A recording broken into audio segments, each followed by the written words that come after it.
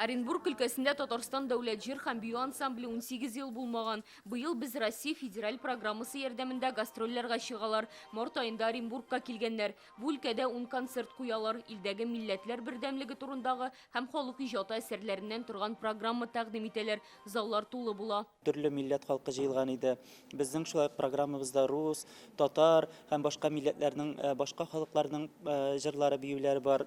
Безнең үзебезнең яраткан тамашачыбызны күргәчтен йөрәкләребезгә инде җылы үтеп керде, чөнки инде концерт вакытында менә алардан безгә менә килгән энергетика, эмоциялар, инде алар безгә менә дәртләнеп җырларга, дәртләнеп биергә көч истәп тордылар. Гастрольләр дәвам итә. 3 апрельдә Красноярскиның Михаил Гаденко исемендәге Сибир дәүләт академия бию ансамбле белән Ярчалыда концерт куячаклар.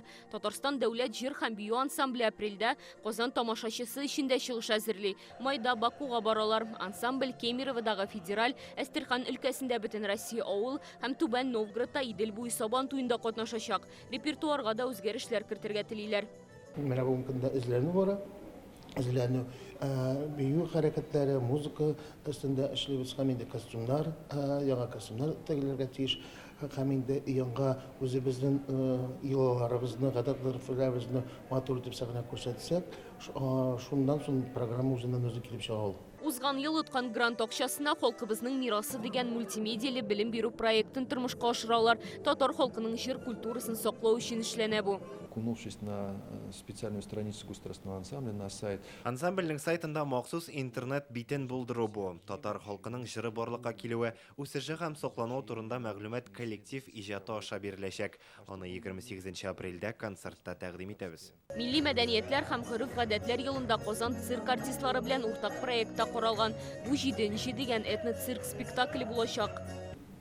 Төп бурычыбыз үзебезнең милләтебезне, үзебезнең гадәт-гөрефләребезне, үзебезнең матур йолаларыбызны саклап калып, һәм инде яшь буынга, һәм бүгенге тамашачыга, һәм инде алдагы елларга, алдагы гасырларга саклап калырга тиеш. Коллектив Пушкин картасы проекты буенча уку йортларында да чыгыш ясый. Ансамбльнең иҗат студиясендә тәҗрибә туплаган яшьләр дә гастрольләргә чыга. Алия Сабирова, Ленар Хуҗа Әхмәтов, Яңа Асыр каналы.